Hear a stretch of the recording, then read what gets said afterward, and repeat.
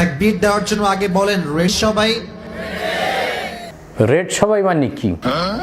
মানে সবাই কি লালে লাল হয়ে গেছে? শুনি নাই, রেডি? হ্যাঁ ready ready. Let's get started. Let's get starts. লিল্লাহি তাকবীর। হ্যাঁ কি কইলে আবার? আরো জোরে কাঁপাতে হবে, লিল্লাহি তাকবীর। লিখে আরবি বললেন না ইংরেজি বললেন? হয় নাই, আরো জোরে কাঁপাতে হবে। বাংলিশের সাথে এখন আরবিশ বানাই ফেলাইছে, লিল্লাহি তাকবীর। আমার আম্মু বলেছে আপনার সাথে সুমুকে আসতে বলে বিরিয়ানি রান্দি খাওয়াবে। গ্যাস আমার বিরিয়ানি লিয়ে গেছে, আমার বিরিয়ানি চিন্তাই গেছ। আসিফ ভাই আমার বিরিয়ানি দখল করে ফেলাইছে। আচ্ছা আচ্ছা, মাশাআল্লাহ। মাশাআল্লাহ মাশাআল্লাহ। তো আমি যুবকদের উদ্দেশ্যে এতটুকু বলতে চাই, যুবক শোনো, তুমি যখন ইস্টাবলিশ হয়ে যাবে, হ্যাঁ আমিও যুবক ভাইদের বলি, তুমি যখন স্ট্যাবলিশ হইতে চাও তখন প্রথমে শুরু করবে হাফিজুর রহমান সিদ্দিকী সাহেবের কণ্ঠে। আল্লাহ তাআলা বলেন, আমি আল্লাহ স্বার্থপর নয়, যে কারণে বেঈমান তুমি আল্লাহর বিরোধিতা করতেছো। আমি আল্লাহ তোর পানি বন্ধ করি নাই, বাতাস বন্ধ করি নাই, খানা বন্ধ করি নাই, সূর্যের আলো বন্ধ করি নাই। বান্দা তুমি কখন আমি আল্লাহকে আল্লাহ বলে ডাক দিবা? যখন দেখবা যে মার্কেট পাইতে আসো না, মানে কেরম ম্যাচিং হইতে আছে না, তখন আল্লাহ মামুনুল হক সাহেবের কণ্ঠ নকল করবা। আমার নবীর সুরত কেমন ছিল সেটাও বলতে পারবো, আমার নবীর সিরাত কেমন ছিল সেটাও বলতে পারবো, আমার নবীর নবুয়তের 63 বছরের জিন্দেগি বলতে পারবো। আমরা নবীর মাথার চুল থেকে শুরু করে পায়ের নখ পর্যন্ত গোটা শরীরের ইঞ্চি ইঞ্চি জায়গার বিবরণ আমরা মানুষদেরকে বলে দিতে পারবো। বলবেন কেমন করে বলবেন আপনি? তার কণ্ঠে দুই একটা হুঙ্কার দিবা, তাও যদি কাজ নয় পরে মিজানুর রহমান আজহারি সাহেবের সঙ্গে মিলিয়ে, আজহারি সাহেব তো একজন স্কলারশিপ প্রাপ্ত একজন মানুষ, এই কারণে তার বাংলা ইংরেজি সব কিছু বলার একটা শুদ্ধ একটা স্টাইল আছে, কিন্তু যখন ফলো করবা তখন তুমি নিজে ঠিকই কোনো পাইকারি ধরে বাংলা ইংরেজি আরবি উর্দু হিন্দি যা পড়বে, উগান্ডার ভাষা বললেও সব কটার ভিতরে ইংরেজি মিশ্রণ করিয়া একদম তুমি স্ট্যাবলিশ হয়ে যাবা, বুঝছো? আশেপাশে ভালোবাসার মানুষের কোনো অভাব হবে না, সুম্মা দিয়ার মানুষের অভাব হবে না বিরিয়ানির পর। You have to be establish man. Establish মানে হলো স্বাবলম্বী বা গ্রহণযোগ্যতা অর্জন করা। তখন তোমাদেরকে মেয়ের পেছন লাইন ধরতে হবে না, মেয়েরাই তোমার পেছন লাইন ধরে দাঁড়িয়ে যাবে। এটি কি একটা যুবকের সফলতা যে মাইয়েরা যখন আমার পিছনে লাইন ধরবে তখন আমি বুঝে নেবো যে আমি স্ট্যাবলিশ হয়ে গেছি। আর যদি কোনো মাতারি আমার পিছনে লাইন না ধরে তো বুঝবো যে আমার জীবনটা শেষ, আমি স্ট্যাবলিশ হইতে পারলাম না, মিস্টার ইবলিশ হইতে পারলাম না, কিছুই হইতে পারলাম না। আমি অনেক খুশি আজকে ভাই। কিসের জন্য খুশি একটু দেখি।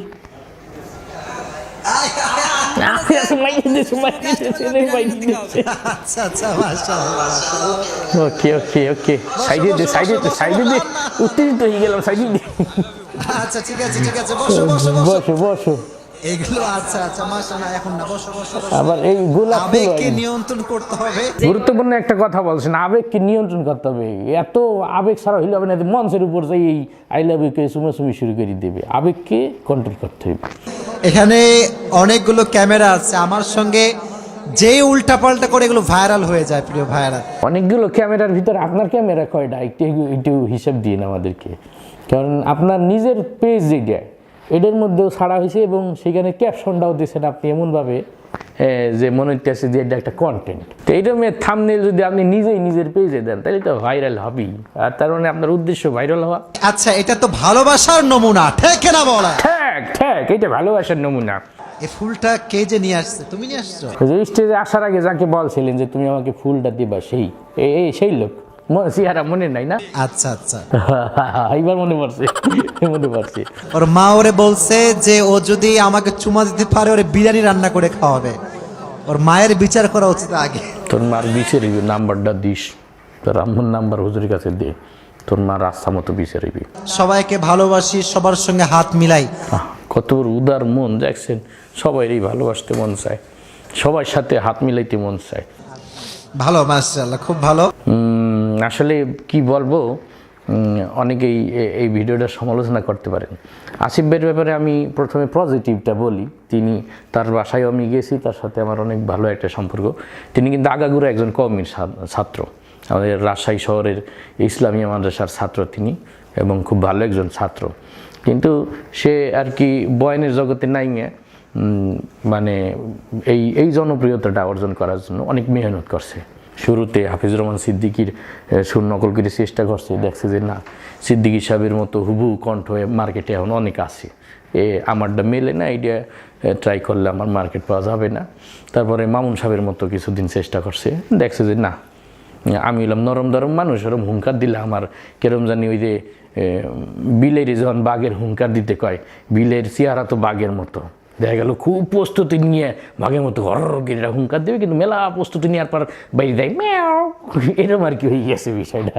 তা দেখে যে না, মামুন সাহেবের সাথে তার বিষয়টা ম্যাচিং হয় না।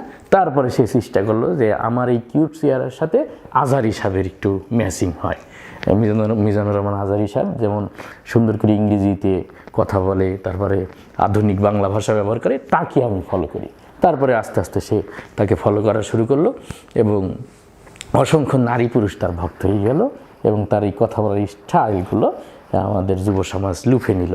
এখন যুবকরা ইলমি বক্তাদের দাওয়াত নিয়ে দিয়ে তারা চাই যে আমাদের আবরুল্লাহ আসিফ ভাইকে দাওয়াত দিই। আসিফ ভাই, আপনাকে যেটি বলবো যে এটি যদি আপনার দিনের দাওয়াত হয়, অবশ্যই ভালো ওয়াজের ময়দানে মেহনত করা এবং আপনার মতো একজন আধুনিক যুব সমাজের আইডল হয়, এটা মানে আপনার বয়ান শুনে যদি যুব সমাজ অন্যান্য খারাপ কাজগুলো থেকে ফিরে এসে মাহফিলের ময়দানে ভিড় হয়, সেটা ভালো। তা আপনার বয়ানে তো এমনি যুবকরা হয়, তারপরে কেমন যেন মনে হয় কি যে আপনি আলাদাভাবে আপনার এই বয়ানের কিছু অংশ কন্টেন্ট হিসেবে ব্যবহার করেন, যুবকদের আওয়াজগুলা এই ঠিকঠাক বলে, কেমন যেন মনে হয় যে খেলার গ্যালারি আছে না, গ্যালারির থেকে সাউন্ড নিয়ে এসে আবার বাড়তি সাউন্ড যোগ করা লাগে। এটা আমি বলবো না 100% শিওর, মাঝে মধ্যে মনে হয় আর কি, মিলাই দেখতে পারেন আপনারা একটু,